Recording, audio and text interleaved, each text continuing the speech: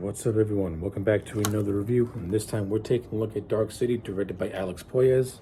Let's waste no time. Let's get right into it. Dark City tells the story of this character named John Murdoch, played by Rufus Sewell, who wakes up in a mysterious room, naked in a bathtub, with no memory of how he got there. He doesn't even have a memory of who he is. He's basically an amnesiac.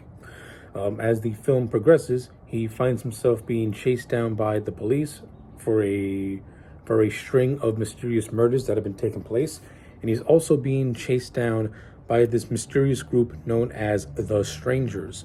And while all this is happening, Murdoch is trying to piece together who he is, and he's trying to piece together what's going on around him, and he's also trying to figure out why the city that he is inhabiting is constantly in darkness. So yes, that is the overall story of Dark City. Let's briefly try and go over this movie as fast as we can. So my overall thoughts on Dark City is this. I liked Dark City. I remember watching this movie in 1998. I was amused by it then, but watching it now as an adult, I can tell you that Dark City is a really good movie. I think the first two acts of this movie are the strongest acts, and I think the movie's story kind of falls apart in the third act a lot. But overall, the premise of this movie is very interesting and very intriguing. This movie's visual eye is absolutely breathtaking. Dark City, from a visual standpoint and a story standpoint, shares a lot of similarities with The Matrix. It also helps that Dark City predates The Matrix by about a year. The Matrix came out in 99. This movie came out in 98. So pretty much this movie kind of set up what The Matrix was to expand upon, which is this whole running theme of humanity and what it means to be human. That's what Dark City explores. That's what Matrix explores. They also and like I said, they also have similarities in their visual storytelling. Both movies, broke the boundaries of what you can do on camera. Dark City is no exception. The use of practical effects in this movie is absolutely fantastic. Its visualness is straight out of a Batman comic book or just any graphic novel. Like, you would think when watching Dark City, you were watching a Tim Burton movie, only with some more substance to it. Like, that's how awesomely visual this movie looks. It's got a very unique look. Like, the production design of this movie is absolutely fantastic. It has the look of something that takes place in the 1930s and 40s, but the clothes and the way everyone talks has a modern noirish style to it. It's basically a movie that can take place in any time period. It has a really timeless feeling. And I got to give Alex Proyas a lot of credit for creating that type of atmosphere. Then again, Alex Proyas is the guy who created The Crow, who was one of my all-time favorite movies. So no wonder why this movie looks as good as it looks. And you can also see a lot of similarities with The Crow in this movie as well in terms of its production design.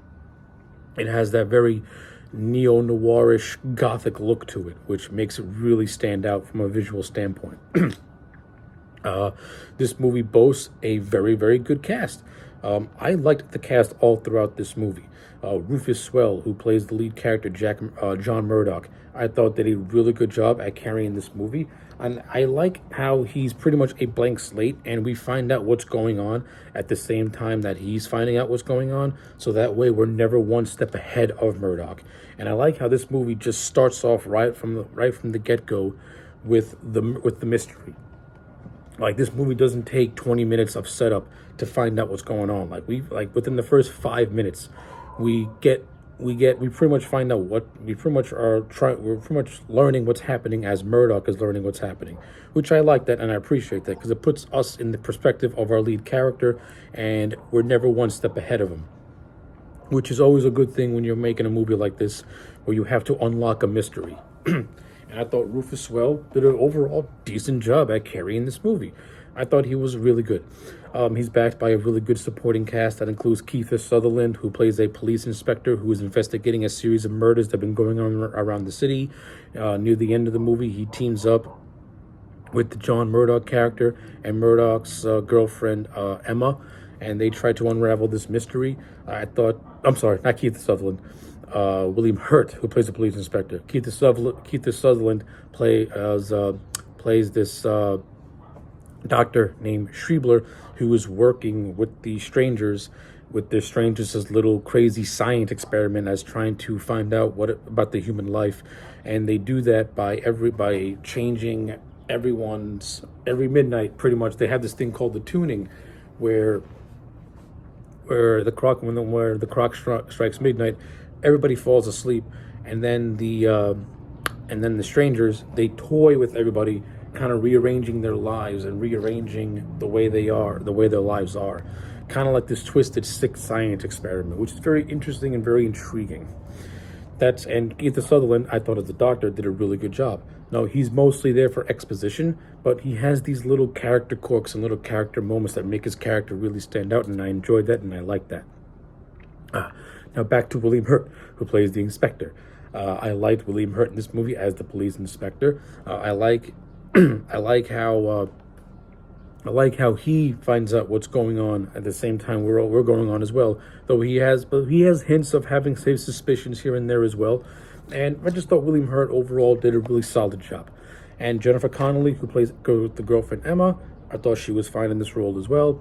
If I were to have criticism with the Emma character, I think her and Murdoch don't have enough screen time to fully develop any sort of romance, or to have any inkling of hints of a romance.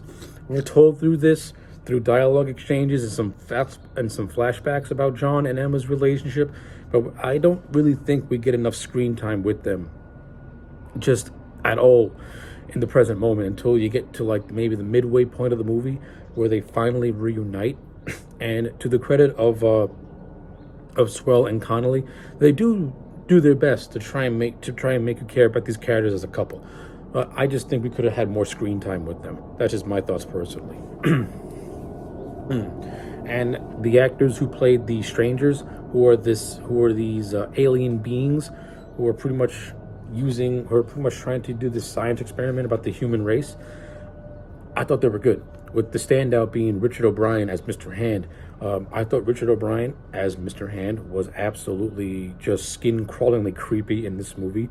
You have Riff Raff from the Rocky Horror Picture Show in a role that was written specifically for him in this movie, and he steals the show.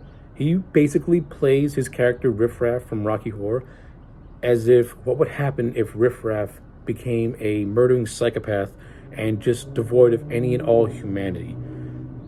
That is Mr. Hand in this movie, and Richard O'Brien is absolutely fantastic. I thought O'Brien did a beautiful job in this movie playing pretty much the lead stranger. And if I were to have criticisms with a lot of the strangers, I would have really merged this character of Mr. Book, who is the ultimate leader of the strangers, with the Mr. Hand character, because Mr. Book, the character who plays Mr. Book, he don't have that on-screen presence that Richard O'Brien does. I think if you would have merged the character of Mr. Book and then take the character of Bruce, and then take Bruce Spence's character and give him the memories of John Murdoch instead of giving it to Mr. Hand, I think the movie would have been all the better for it. Because number one, you would have gave Mr. Hand much more screen presence. Not only that, I think the movie would have benefited greatly for it if it was actually Murdoch and Hand in the final climax, as opposed to Mr. Book. And let's get to the final act of this movie, because to me, this is where the movie just goes completely off the rails. So eventually we find out that the strangers are these alien beings who want to do who are doing the experiments on humans in order to find out what it's like to be human. We find out that the city is inhabited in outer space, which is just completely weird. I would not have done that whatsoever. And we find out that everything's being surrounded by this crazy force field. And that John Murdoch has got these telekinetic powers that we see him use, all throughout the course of the movie, until you get to the third act, where he and Mr. Book go into this full-blown superhero-like action sequence of just chaos, which is completely weird, which completely to me feels out of place in this movie, because this movie had like a good dark detective science fiction vibe to it. That once you get to the third act, it completely divulges into this overblown action sequence, which is something that I would not have done at all. I would have kept it much more grounded. That's just me personally. But, you know, it does lead to John Murdoch finally going to Shell Beach, which is the safe haven that he's been trying to get to all out the course of the movie since it's his former hometown. And he does do that, and he pretty much rewrites a new story, because everyone kind of loses their memory of what happened in the dark city, and now everything's going to go back, and now everything's going to be done in a different way. So, like, yeah, the third act of this movie is kind of where it falls apart and where it gets a little bit confusing in a lot of areas. And a lot of the movie's explanation about it can be a little janky in certain ways as well. So yeah, like, I'm not overly enthusiastic about the third act of this movie. I don't hate the third act. It just could have been fleshed out much better. This is the case of a movie with a good concept, but the third act needed much more refining and fine tuning.